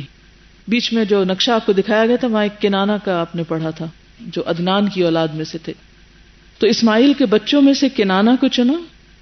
واصطفى قریشا من کنانہ، پھر کنانہ سے جو اولاد آئی اس میں سے قریش کو. واصطفى من قریش بنی ہاشم، اور بنی ہاشم کو قریش میں سے چنا. واصطفانی من بنی ہاشم، اور مجھے بنی ہاشم میں سے. یہ ترمذی کی روایت ہے. ایک اور حدیث میں آتا انا سید ولد آدم، میں آدم کی اولاد میں سب سے اہم ہوں یا ان کا سردار ہوں. انا سید، سید یعنی سردار ہوں، ولد آدم، آدم کی ساری اولاد میں سے. اور آپ دعا تھے کس کی؟ ابراہیم علیہ السلام کی. آپ نے یہ بھی فرمایا انا دعوت ابی ابراہیم، میں اپنے باپ ابراہیم کی دعا ہوں. اور بشارت کس کی تھے؟ تمام انبیاء کی، خصوصاً عیسیٰ علیہ السلام کی. وہ بشارت عیسیٰ، اور سب سے آخری نبی جس نے میری آمد کی بشارت دی وہ عیسیٰ ابن مریم ہے۔ آپ کا نام محمد تھا، آپ نے خود اپنے بارے میں بتایا انا محمد، میں محمد ہوں، وانا احمد، اور میں احمد بھی ہوں، میرا نام احمد بھی ہے، وانا الماحی الذی یمحو اللہ بی الکفر، اور میں ماحی ہوں کہ اللہ میرے ذریعے کفر کو مٹائے گا، وانا الحاشر، حشر سے، وانا الحاشر الذی یحشر الناس علی قدمی، کہ میرے قدموں پہ لوگ اکٹھے کیے جائیں گے، وانا العاقب الذی لیس بعدہ نبی، اور میں عاقب ہوں جس کے بعد کوئی اور نبی نہیں آئے گا۔ آپ کا مبارک نسب نامہ یہ ہے محمد بن عبداللہ بن عبد المطلب بن ہاشم بن عبد مناف بن قصی بن کلاب بن مرہ بن کعب بن لؤی بن غالب بن فہر بن مالک بن نضر بن کنانہ بن خزیمہ بن مدرکہ بن الیاس بن مضر بن نزار بن معد بن عدنان۔ عربوں کو انسانوں کے تو کیا اونٹوں کے بھی نسب نامے یاد تھے، کیا آپ حضور صلی اللہ علیہ وسلم کا نسب نامہ یاد کر سکتے ہیں؟ کل مقابلہ کروا لیں پھر آپ کا، چلیں دیکھتے ہیں کون کون یاد کر کے آتا ہے، ٹھیک ہے؟ اسپیلنگ ٹھیک ہونے چاہیے۔ میں دوبارہ بولتی ہوں اور ایک ایک لفظ کو دہرا دیجئے میرے پیچھے۔ محمد بن عبداللہ بن عبد المطلب، کئی لوگ اس کو مطلب پتہ نہیں کیا کیا پڑھتے رہتے ہیں، مطلب بن ہاشم بن عبد مناف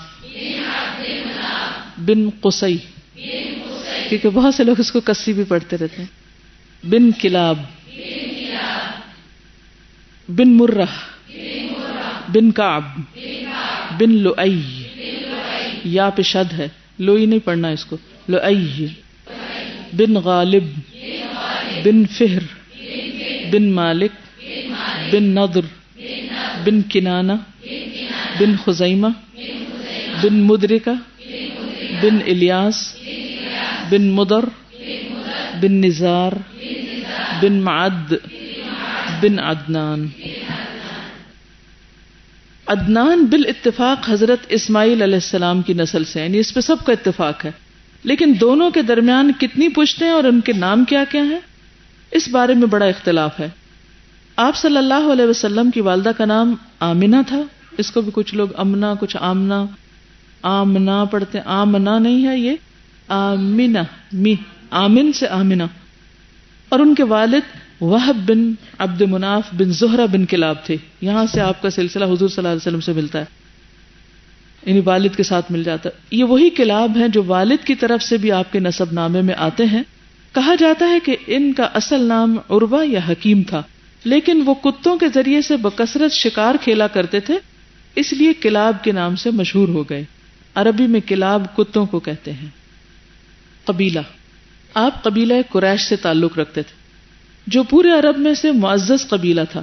قریش دراصل فہر بن مالک یا نظر بن کنانہ کا لقب تھا۔ یہ فہر اوپر گزرا نا، یا فہر تھا یا نظر تھا، بعد میں اس کی اولاد اسی نسبت سے مشہور ہو گئی۔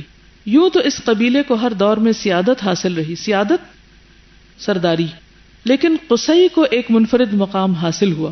اس کا نام زید تھا اور وہ بچپن میں یتیم ہو کر والدہ کے ساتھ ملک شام کے قریب قبیلہ ازرا میں جا بسا تھا اور وہیں پلا بڑھا تھا، لیکن جوان ہو کر مکہ آ گیا اور کچھ ہی دنوں کے بعد خانہ کعبہ کا متولی بن گیا۔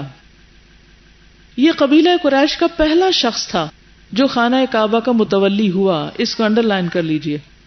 اب آپ دیکھیے کہ اسماعیل علیہ السلام کی والدہ جو تھی انہوں نے زمزم کو اون کیا ہوا تھا، پھر جرہم بیچ میں آ گئے، دوسری طرف خانہ کعبہ کو ابراہیم اور اسماعیل علیہ السلام نے بنایا، لیکن اسماعیل علیہ السلام کے 12 بیٹوں میں سے صرف قیدار جو تھا وہ مکہ میں تھا، باقی کا کچھ پتہ نہیں چلتا۔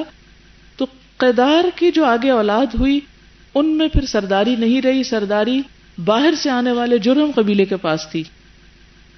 جرہم کے بعد بنو خزاعہ آئے جن سے شرک اور بت پرستی شروع ہوئی۔ خزاعہ کے بعد قصی آیا جس نے آ کر بیت اللہ کی تولیت لی۔ تو یہ پہلے آپ کے خاندان کہ جو سلسلہ نسب میں شخص ہیں جنہوں نے اب وہ راہ ہموار ہو رہی ہے، پلیٹ فارم تیار ہو رہا ہے، آپ کی آمد کی تیاری ہو رہی ہے ایک طرح سے. اس پرسپیکٹو میں دیکھیے آپ. قصی کعبہ کا متولی بن گیا. یہ قبیلہ قریش کا پہلا شخص تھا جو خانہ کعبہ کا متولی ہوا. متولی ہونے کا مطلب یہ تھا کہ اسی کے ہاتھ میں خانہ کعبہ کی کنجی ہوتی تھی، وہ جس کے لیے جب چاہتا تھا کعبے کا دروازہ کھولتا تھا. یہ بہت بڑی سعادت تھی. علاوہ ازیں قریش مکہ سے باہر آباد تھے، ٹھیک ہے، اس نے انہیں اندر لا کے آباد کیا. یہ بھی اہم بات ہے. اسی نے حاجیوں کے لیے میزبانی کا طریقہ بھی ایجاد کیا، کھانا کھلانا شروع کیا.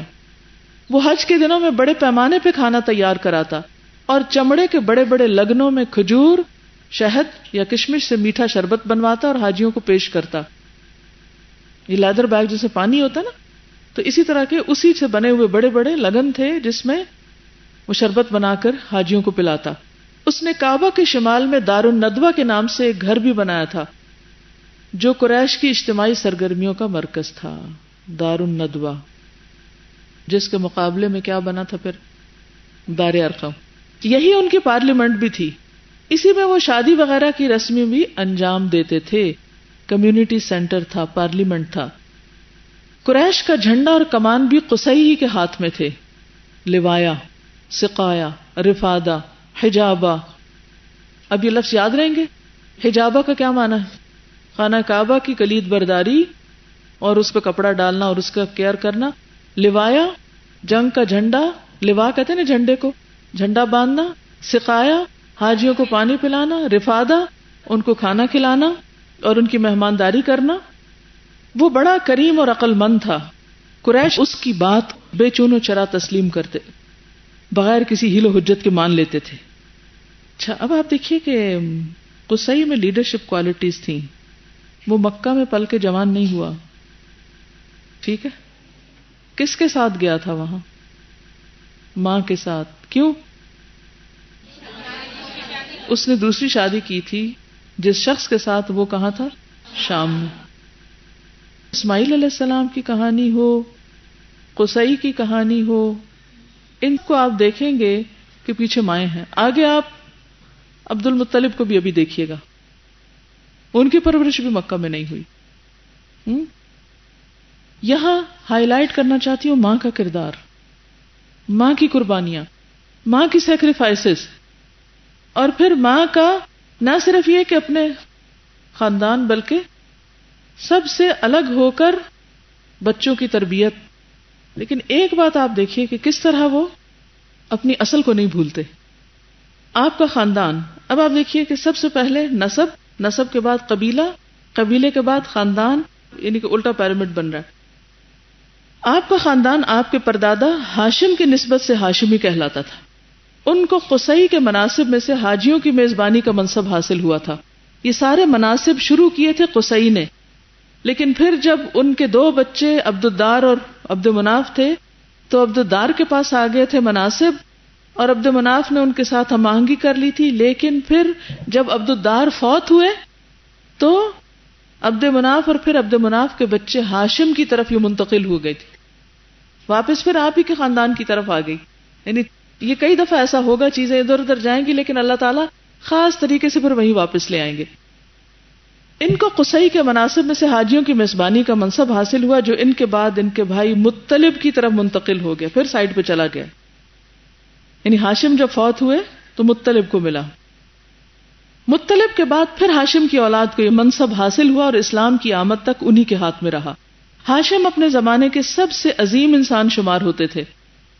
انہیں وادی بطحا کا سردار کہا جاتا تھا.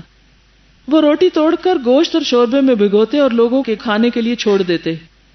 چونکہ عربی میں اس طرح کی کسی چیز کے توڑنے کو حشم اور توڑنے والے کو ہاشم کہتے ہیں، اس لیے ان کا نام ہاشم پڑ گیا، ورنہ ان کا اصل نام عمر تھا.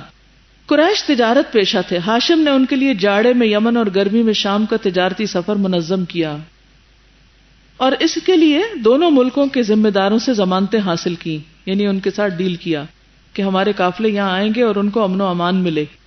یعنی ایک طرح سے سرداری کا سلسلہ بین الاقوامی سطح پہ پہنچ رہا ہے. یعنی پہلے تو قریش باہر بکھرے ہوئے ہیں، اسماعیل علیہ السلام کے بعد ادھر ادھر چلے جاتے ہیں.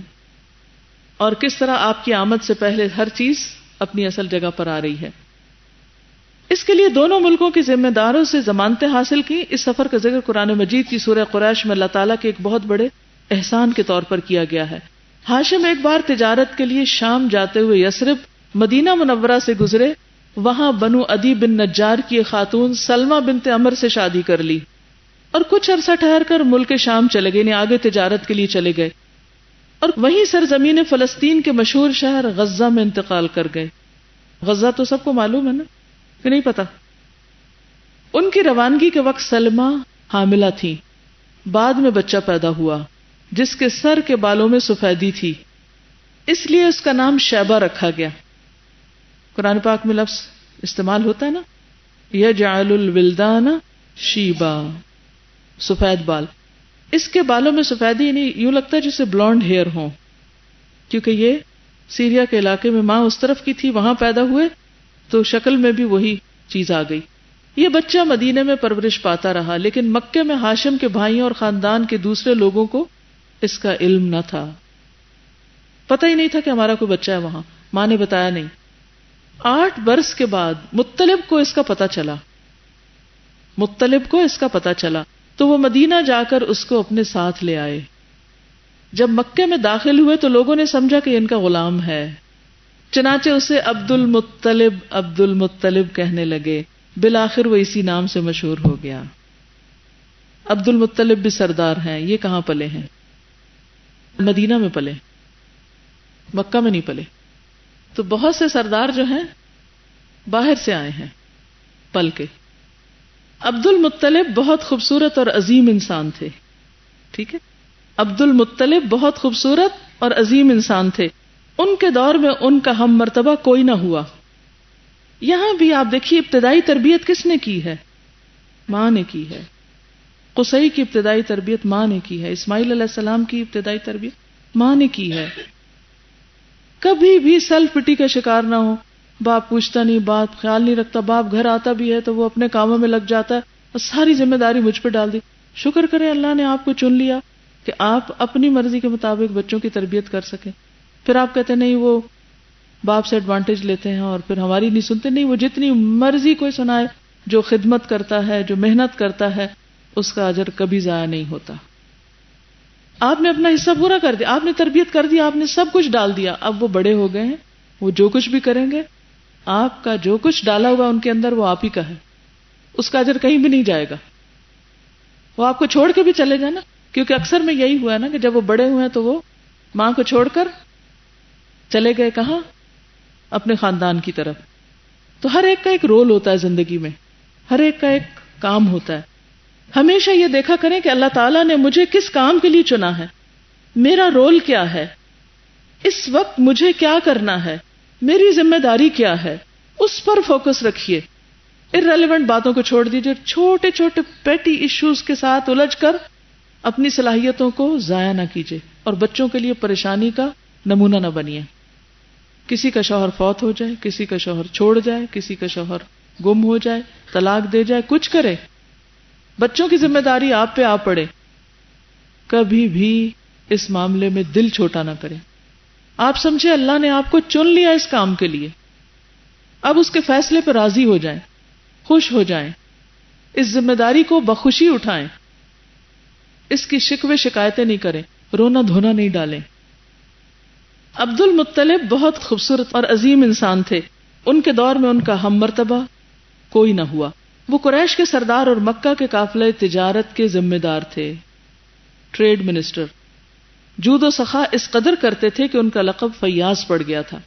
ان کے دسترخوان کا پسخوردہ یعنی جو بچ جاتا، مسکینوں، جانوروں اور چڑیوں کے کھانے کے لیے رکھ دیا جاتا تھا. اس بنا پر ان کا یہ عرف بن گیا تھا زمین پر انسانوں اور پہاڑ کی چوٹیوں پر وحشی جانوروں اور چڑیوں کو کھلانے والا، یعنی اس قدر کھلانے والوں میں سے تھے. انہیں زمزم کا کنواں کھودنے کا شرف بھی حاصل ہوا اور یہ بھی بڑا اہم واقعہ ہے. اس کنویں کو بنو جرہم نے مکے سے جلا وطن ہوتے وقت پاٹ دیا تھا، یعنی بند کر دیا تھا. یاد ہے وہ قصہ؟ اس وقت سے اس کی جگہ نامعلوم چلی آ رہی تھی. وہ کیوں؟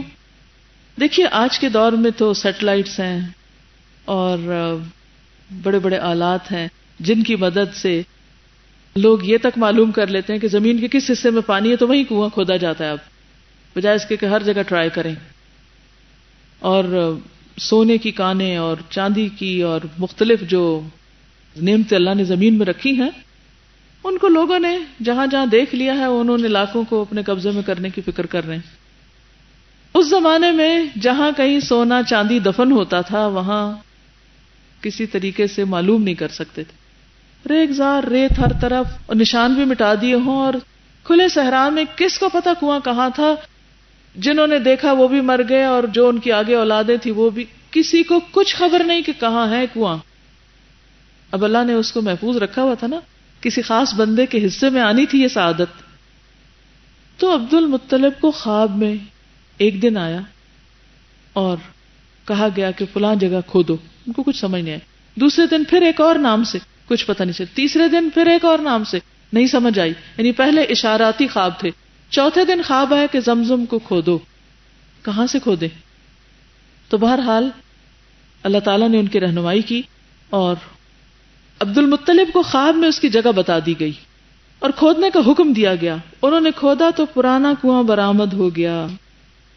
اب ہوا یہ تھا کہ اس کنویں کے اندر تلواریں، زریں، سونے کے 2 ہرن اور بہت سی اور چیزیں تھیں. انہوں نے کیا کیا کہ وہ جو اس میں سے چیزیں نکلی تھی، تلواریں وغیرہ اور جو ساز و سامان اس میں سے سونا وغیرہ، تو ان دھاتوں سے ڈھال کر خانہ کعبہ کا دروازہ بنایا گیا. تو جب سے خانہ کعبہ کا دروازہ جو تھا وہ دھات کا بنا ہوتا، عام طور پہ تو لکڑی کے دروازے ہوتے ہیں نا، اور سونے کے جو 2 ہرن تھے وہ بھی دروازے کے ساتھ فٹ کر دیے گئے، یعنی اسی جگہ پر اس کو ڈیکوریشن کے طور پر رکھ دیا گیا. اب جب کنواں کھودا جانے لگا تو دوسرے قریش کو بھی پتا چل گیا کہ وہ زمزم مل گیا. سنا ہوا تو تھا انہوں نے اپنے آباء و اجداد سے کہ یہاں ایک کنواں تھا بڑا بہترین. تو انہوں نے کہا کہ ہمیں بھی اس میں شریک کر لو، ہم بھی اس کے حصے دار بننا چاہتے ہیں. تو عبد المطلب نے اس سے انکار کیا اور کہا کہ یہ نہیں ہو سکتا. اس موقع پر انہوں نے ایک نظر مانی تھی یہیں پر. انہوں نے کہا کہ نہیں، اللہ نے مجھے خواب میں دکھایا ہے اور یہ اللہ کی قدرت کی نشانی ہے، یہ اللہ نے مجھے نعمت عطا کی ہے، میں اس میں کسی اور کو شریک نہیں کروں گا. جیسے اسماعیل علیہ السلام کی والدہ نے کہا تھا نا، ٹھیک ہے بنو جرہم تم یہاں رہ لو، کنواں میرا ہے. انہوں نے کہا اچھا ہم معاوضہ دیں گے، تم پانی دو ہمیں. اللہ نے رزق کا بندوبست کیا اور وہ ایگری کر گئی. اب اللہ نے عبد المطلب کو یہ سعادت دینی تھی. عبد المطلب نے یہاں کھڑے ہو کے نظر مانی تھی. جب یہ مشن مکمل ہو گیا کہ اللہ اگر تو مجھے 10 بیٹے دے اور 10 کے 10 جوان ہو جائیں اور وہ میرا دفاع کرنے کے قابل ہو جائیں تو ان میں سے میں ایک تیرے نام پر ذبح کر دوں گا. پھر کیا ہوا تھا؟ قرعہ ڈالا گیا. کس کے نام نکلا؟ عبداللہ کے نام. عبداللہ بہت خوبصورت جوان تھے، بہت دانا، حکیم، بہت عمدہ، بہت زبردست پرسنالٹی تھی. ان کے بھائیوں کے دل میں ان کی محبت تھی، خاص طور پر ابو طالب. وہ آڑے آ گئے، انہوں نے کہا ہم بالکل ذبح نہیں کرنے دیں گے. کچھ اور لوگ بھی پیچھے پڑ گئے. اب ان کی پرسنالٹی ایسی تھی کہ لوگ ان سے محبت کرتے. انہوں نے کہا کہ کچھ کر لیں، ان کو ذبح نہیں کیا جائے گا. بہرحال اب جھگڑا کہ باپ کہتے میری منت ہے، وہ کہتے نہیں یہ نہیں ہو سکتا. تو وہ ایک کاہنہ عورت کے پاس گئے. اس زمانے میں طریقہ یہی ہوتا ہے، جب لوگ جھگڑتے تھے تو جاتے تھے عراف کے پاس، کاہن کے پاس، اور وہ اٹھ پٹانگ کوئی بھی فیصلہ کر دیتا. بہرحال اس عورت نے یہ کہا کہ دیکھو تم اس کے بدلے اس کی دیت دے دو اور اس کو چھوڑ دو. اس زمانے میں ایک انسان کی دیت 10 اونٹ ہوتے تھے. تو انہوں نے کہا قرہ اندازی کرو، اگر قرہ عبداللہ کے نام نکلا تو پھر اس کو کر دینا، ورنہ 10 اونٹ. جب قرہ نکالتے تو وہ عبداللہ ہی کے نام نکلتا. انہوں نے کہا اچھا اونٹ بڑھا دو، 20 کر دو، پھر 30 کر دیے گئے، پھر 40، 50، 100 اونٹوں کے اوپر پھر اونٹوں کے نام پہ قرہ نکل آیا. تو انہوں نے اونٹوں کو ذبح کر دیا. اور جب سے انسانی جان کی جو دیت تھی یعنی خون بہا تھا وہ 100 اونٹ مقرر ہوئے، اور پھر اسلام میں بھی 100 اونٹ باقی رہے اور آج تک باقی ہیں کہ جب انسانی جان کوئی لے لے تو اس کی جو دیت ہوگی وہ 100 اونٹ کی قیمت ہوگی یا 100 اونٹ. ٹھیک. اچھا بہرحال نبی صلی اللہ علیہ وسلم کہا کرتے تھے نا کہ میں 2 ذبیحوں کی اولاد ہوں.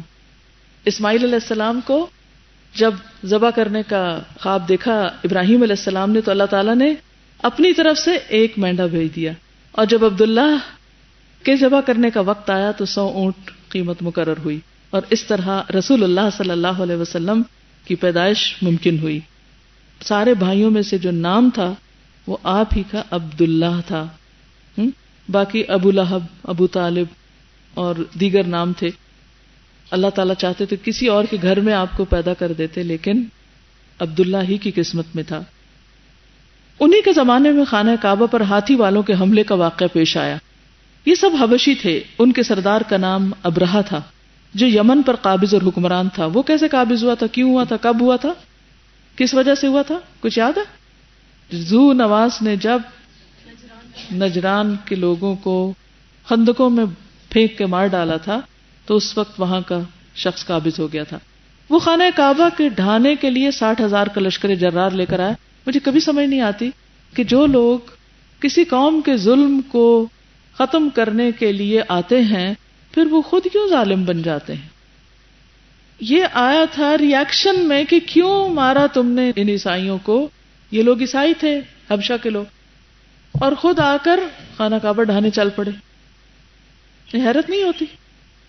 یعنی کہ عجیب منطق ہے، عجیب دو رخا پن ہے کہ ایک طرف آپ مظلوم کی حمایت کا دعویٰ کرتے ہیں اور ظالم کو ختم کرنے کی بات کرتے ہیں، دوسری طرف خود اس سے کئی بڑے ظالم بن جاتے ہیں. شابش. انسان کو جب اللہ تعالیٰ کہیں کامیابی دیتا ہے تو وہ تکبر کا شکار ہو جاتا ہے اور پھر وہ بھول جاتا ہے کہ مجھے اپنی کسی لمٹ میں رہنا ہے. جی ہم بچوں کو ایک دوسرے پر ظلم کرنے سے روکنے کے لیے جب پہنچتے ہیں موقع پر تو پھر وہ ماں ہوتی ہے وہ اس سے بڑا ظلم کر دیتی ہے. بالکل. بعض اوقات بچے لڑ رہے ہوتے ہیں نا اور ان کو چھڑانے کے لیے ہم خود ان کو اس سے بھی زیادہ پیٹ ڈالتے ہیں. جو جی absolute power corrupts absolutely right. بہرحال یہ سب حبشی تھے. ان کے سردار کا نام ابرہہ تھا. ابرہہ الاشرم، اس کا ناک کٹا ہوا تھا پہلے سے. جو یمن پر قابض اور حکمران تھا وہ خانہ کعبہ ڈھانے کے لیے 60,000 کا لشکر جرار لے کر آیا. لیکن جب مکے کے مشرق میں مزدلفہ اور منی کے درمیان وادی محصر میں پہنچا اور مکے پر حملہ آور ہونے کے لیے تیار ہو گیا تو اللہ تعالیٰ نے اس کے لشکر پر چڑیوں کا جھنڈ بھیج دیا جنہوں نے اس پر ٹھیکری جیسے پتھر برسا دیے اور وہ کھائے ہوئے بھوس کی طرح ہو گیا. یہ واقعہ آپ کی پیدائش سے 50 یا 55 دن پہلے پیش آیا. آج کے لیے اتنا ہی کافی ہے. جزاکم اللہ خیرا. سبحانک اللہم و بحمدک نشہد ان لا الہ الا انت نستغفرک و نتوب الیک. السلام علیکم و رحمۃ اللہ وبرکاتہ.